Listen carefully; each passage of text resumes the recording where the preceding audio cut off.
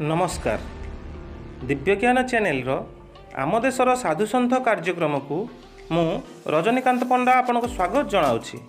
आम देशर साधुसंथ कार्यक्रम आज अध्याय जानिबा सिद्ध साधक महायोगी गोरखनाथ विषय।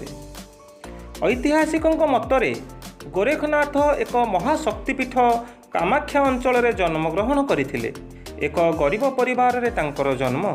तांको माँ थिले अत्यंत भक्तिमती। से प्रतिदिन ठाकुर पूजा करती। ईश्वर उपासना थिला तांको जीवनर श्रेष्ठ व्रत। प्रतिदिन परि से दिन मध्य से भगवान परमेश्वर पूजा पाई जाइथिले। एकांत निष्ठा और एकाग्रतार सहित भगवान शिव को पूजा कले। तांको पूजारे संतुष्ट होई भगवान शिव आशीर्वाद करी कहिले, मु तुम पूजारे संतुष्ट, तुमे की बर मागुछ माग। भक्तिमती माँ कहिले, हे प्रभु, मोर आपण भली जड़े जोगसिद्ध महाज्ञानी पुत्र मो गर्भरु जन्म हेउ। यह शुणी भगवान शिव कहिले, तथास्तु। भक्तिमती देखुछंती हठात तांको सामनारे एक बेलपत्रर पुड़िया। आखिरु तांकर झरझर लुह बही जाउछि। ठीक सही समय शून्यवाणी हैला, माँ तुमे भस्म मिश्रित बेलपत्र पुड़िया को खाई दियो। तुम गर्भरु शिव स्वरूप एक पुत्र जन्म नेब। ताहा ही हैला। भगवान को आशीर्वाद ठीक वर्षक परे तांको गर्भरु एक दिव्य सुंदर बलिष्ठ पुत्र जन्म हैला, जार नाम रखागला गोरखनाथ। पिलाटी दिनरु से अत्यंत शांत और सरल थिले।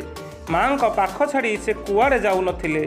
जन्म तांकर अत्यंत गरीब परिवार रे। दुई ओली दुई मुठा खाइबा तांको पक्षे संभव हेउ नथिला। गोरखनाथ को 12 वर्ष बयस। सही समय माँ गोबर नहीं घसी पारुथिले। सेथिरे किछि पैसा आसिले घर चलिबो। पुत्र गोरखनाथ तांको पाखरे बसी थांती। सही ठीक समय जड़े जटाजुटधारी साधु से बाट दे जाउथांती। से गोरखनाथ को देखि आश्चर्य हो गले एवं संगे संगे कहले, बुझिल माँ, एमिति पुओ को जन्म देई तुमे धन्य। ए विश्व आज धन्य। ए पुओ तुमर नुहे, ए विश्वर मंगल निमित्त से समग्र संसार रे बुली बुली कार्य करिवो। से एठारु अति शीघ्र चली जीवो। से स्वयं शिव स्वरूप। यह भगवान को इच्छा। यह कही साधु जनक अंतर्ध्यान हो जाइथिले। वास्तव में साधुवाणी सत्य हैला। माँ सकाळु बिछना त्याग पर देखिले पुत्र घरे नाही। से केउ आड़े अंतर्ध्यान हो जाइछि। ए संक्रांत रे नेपाल रे एक सुंदर किंवदंती अछि। जनैक एक नारी प्रार्थना रे भगवान शिव आशीर्वाद करी तांको किछि भस्म प्रदान करिथिले। सेही भस्म को खाई देबा पई नारी को कहिथिले, मात्र नारी ताहाको न खाई एक गोबर गदा मध्य को फोपाड़ी देइथिले। जणे सिद्ध जोगी दीर्घ 12 वर्ष परे सेही गोबर गदा को आड़ेला परे ताहा मध्यरु बाहरिथिले एक दिव्य सुंदर उद्धाम युवक। गोबररु आविष्कार होइथिबारु भगवान शिवं को आशीर्वाद थिबारु तांको नाम रखा जाइथिला गोरखनाथ। जे जहा हेउना कहीं वास्तव में गोरखनाथ थिले शिव स्वरूप। उत्तर भारतर प्रसिद्ध साधक मश्चिंद्रनाथ थिले तांकर दीक्षा गुरु।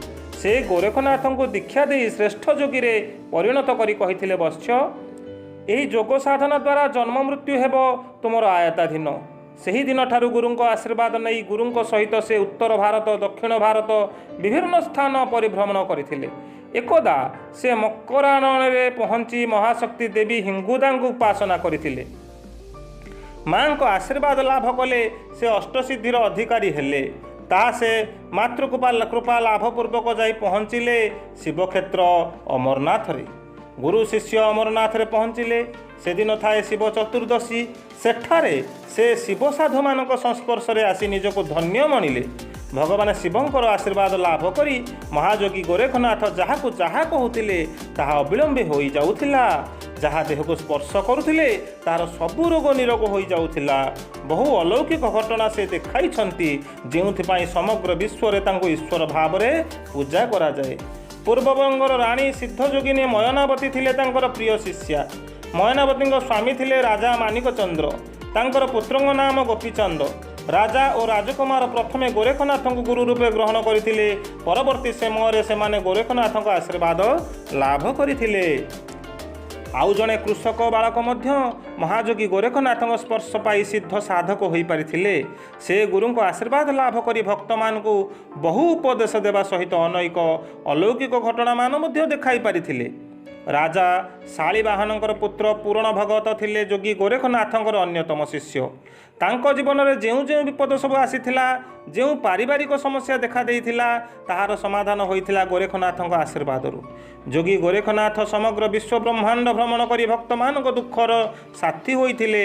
ଆଶୀର୍ବାଦ କରି ରୋଗୀର ରୋଗମୁକ୍ତ କରିବା ସହିତ ଦୁଃଖୀର ଦୁଃଖ ନିବାରଣ କରିଥିଲେ। ସମୟକ୍ରମେ ମତ୍ସ୍ୟେନ୍ଦ୍ରନାଥଙ୍କର ଦେହାନ୍ତ ହେଲା। ତାଙ୍କର ଜ୍ୟୋତିର୍ମୟ ରୂପ ଏକ ପିଣ୍ଡରେ ପରିଣତ ହୋଇ ଆକାଶରେ ବିଲୀନ ହୋଇଗଲା। ତାପରେ ଯୋଗୀ ଗୁରୁ ସିଦ୍ଧ ସାଧକ ଗୋରଖନାଥ ଶିଷ୍ୟମାନଙ୍କ ସହିତ ଆସି ପହଞ୍ଚିଲେ ଉତ୍ତରପ୍ରଦେଶର ଗୋରଖପୁରରେ।